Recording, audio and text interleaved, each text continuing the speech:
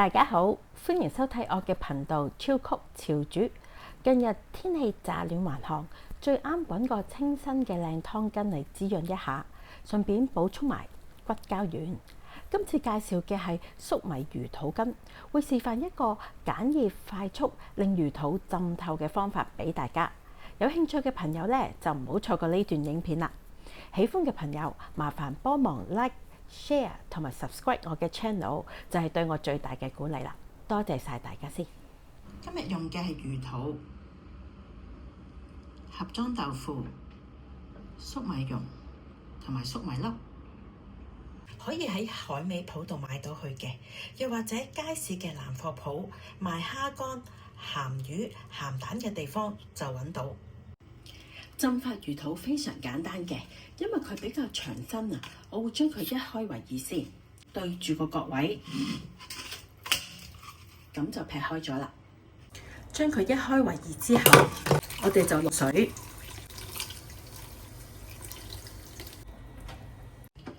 然後開大火，冚蓋等佢大滾。好，水大滾啦。咁就可以開蓋，熄火，用一張牛油紙，揸巢咗嘅牛油紙覆蓋住魚肚，然後撳一撳佢，肯定佢係俾滾水浸透嘅，會覆蓋住表面嘅，之後閂返個蓋。計時浸佢30分鐘。如果擔心魚肚有腥味嘅朋友，可以落少少米酒或者孖精落去辟一辟味。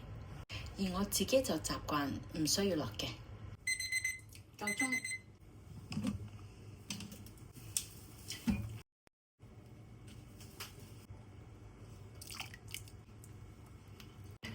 魚肚依家已經浸發好㗎喇。你近睇佢厚身咗好多嘅，再唔係你用個手指撳一撳佢，佢會彈嘅。咁佢已經完成咗浸發嘅程序啦。咁我哋可以清洗佢啦。魚肚嗰個軟腍度其實好睇個人喜歡嘅質感嘅。如果你鍾意腍啲嘅話，你可以再浸耐啲。清洗魚肚好簡單嘅啫。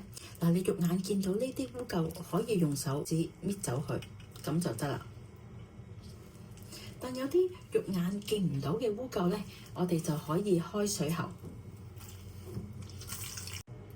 首先由得佢喺水度索滿晒啲水，然後拎起佢，揸一揸佢，重複幾次。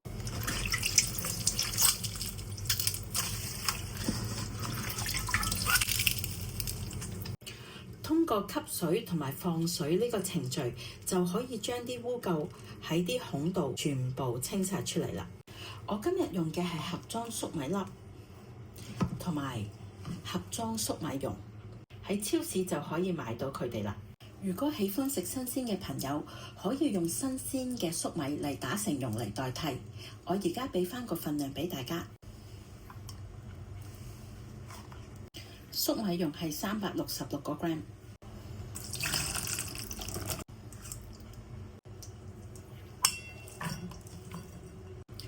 粟米粒嘅重量係240個 gram。想魚肚佢入味呢，我哋就要喺切之前揸乾佢嘅水分，揸走晒啲水分，咁依家就可以切啦。先將魚肚解開，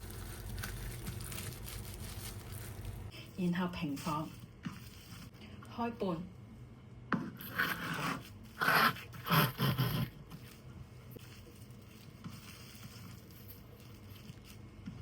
然後切絲，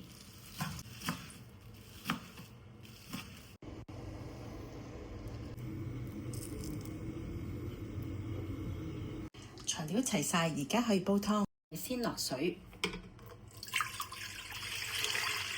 然後將魚肚凍水落鍋，然後開大火煲滾佢。依家水大滾起，就落粟米。同埋粟米蓉，然後攪一攪佢，保持大火，由佢大滾。咁我哋而家可以去處理豆腐。今日用嘅係蒸煮豆腐，喺街市嘅豆腐鋪，又或者超級市場就買到佢㗎喇。落咗佢呢個湯就會增加個綿密感嘅，唔需要切嘅。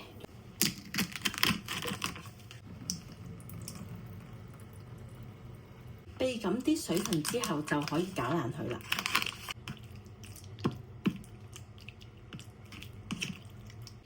攪到佢成為豆腐蓉，好似呢個咁嘅效果就可以放入湯裏邊啦。落呢個豆腐蓉嘅好處就係可以令到成個湯羹個質感變得綿綿滑滑，好順口嘅。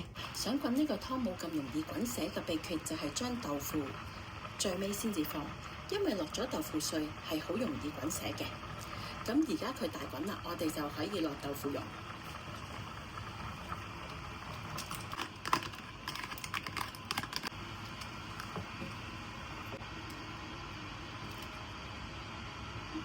等佢滾嘅時候，我哋就整個生粉水嚟勾芡。今日用鷹粟粉嚟幫湯羹勾個芡嘅，因為粟米蓉同埋豆腐蓉本身就會令到個湯比起普通嘅湯水更加結身嘅，所以用佢嚟做個薄薄地嘅芡就啱晒啦。落少少水，然後攪勻佢，搞到咁嘅效果就 OK 啦。好，而家個湯羹大滾啦。我哋就可以落生粉水，落嘅時候分2次落，落喺一個點度，然後撈勻佢。第2次同樣係咁樣。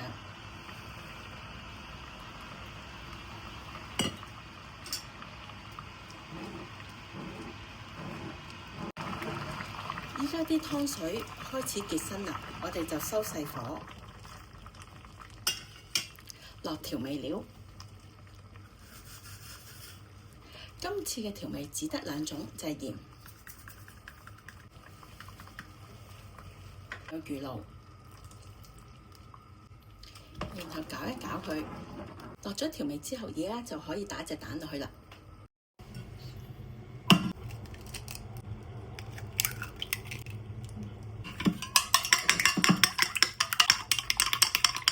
落雞蛋之前，我哋就熄咗個火去，邊落邊攪，咁樣沖出嚟嘅蛋花會好夠薄身，又滑溜嘅，唔會黐埋一嚿嚿㗎。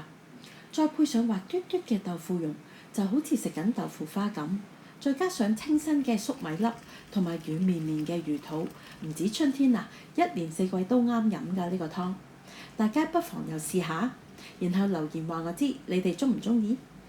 提提大家可以一次過浸定多啲魚肚，然後放喺冰箱裏邊，隨時想食，只需要將魚肚溶雪就用得㗎啦。喜歡嘅朋友麻煩幫忙 like、share 同埋 subscribe 我嘅 channel， 再撳埋個鐘仔就可以第一時間收到我最新上載嘅影片啦。